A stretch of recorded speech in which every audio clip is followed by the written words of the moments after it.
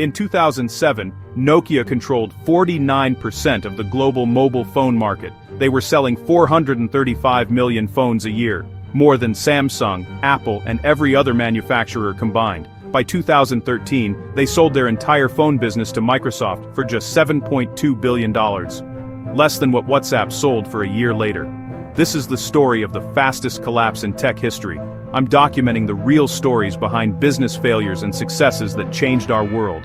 Today, we're breaking down Nokia, a company that dominated mobile phones for 14 years, then lost everything in just 36 months. What you're about to learn isn't just history. It's happening right now to companies that seem untouchable. The patterns are always the same.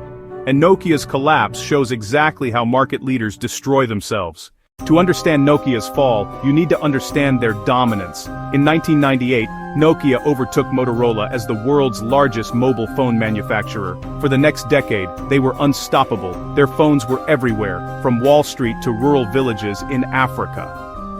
Nokia wasn't just selling phones, they were selling reliability. Drop a Nokia 3310 from a building, and it would probably damage the pavement. Their battery life was measured in days, not hours. Their signal strength worked where others failed. By 2007, Nokia was valued at $151 billion. They had 38% market share globally. In Europe, it was over 50%. They were printing money, $8 billion in annual profit. Their CEO stood on stage and declared, "We are 10 years ahead of the competition." 6 weeks later, Steve Jobs announced the iPhone. Here's what most documentaries get wrong about Nokia. They didn't fail because they missed smartphones. Nokia had smartphones, they had touchscreens, they even had app stores. Nokia's first mistake happened in 2002, 5 years before the iPhone. They had to choose an operating system for their future smartphones.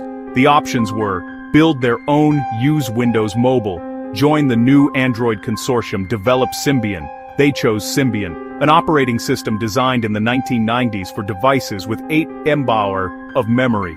Then they spent billions trying to make it modern. Meanwhile, Google was building Android from scratch, designed for the internet age. Apple was secretly developing iOS, starting fresh with no legacy code. Nokia was trying to turn a bicycle into a motorcycle while others were building rockets. By 2010, Nokia still had 33% market share, but the numbers were lying. Their profits had dropped 40%, their stock had fallen 60%, developers were abandoning Symbian for iOS and Android.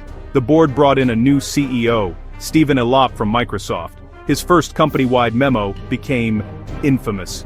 He wrote, "Mano, we are standing on a burning platform. We have multiple fires raging. Symbian is burning. Mego is burning. Our market share is burning. Our brand is burning." He was right about the problems. His solution would finish Nokia off. In February 2011, Elop made the announcement that killed Nokia. They would abandon Symbian and adopt Windows Phone as their primary operating system. Think about this decision. Android had 33% market share and growing iOS had 16% and owned the premium market. Windows Phone had 2%. Nokia chose to bet everything on the platform with 2% market share. Why? The real reason is darker than incompetence. Elop came from Microsoft. His compensation included Microsoft stock options. When Nokia's value dropped, Microsoft could buy them cheap, which is exactly what happened. Internal emails later revealed Microsoft had planned this from the beginning. Plant an executive, tank the company, buy the remains. The end came fast. 2011, market share drops from 33% to 24%. 2012, falls to 19%. Layoffs begin. 10,000 employees. 2013, down to 14%. Another 32,000 jobs cut. September 2013. Microsoft buys Nokia's phone division. The final insult. Microsoft paid $7.2 billion for Nokia's phone business. A year later, they wrote off $7.6 billion, admitting the entire purchase was worthless. Nokia's collapse teaches 3 critical lessons. First, technology debt will kill you. Nokia spent billions trying to modernize old software instead of building new. They were patching holes while competitors built new ships. Second, market share is a vanity metric. Nokia maintained high market share selling cheap phones while losing the profitable smartphone market. Revenue without profit is just death in slow motion. Third, When your industry changes, experience becomes a liability. Nokia's executives knew how to win the old game.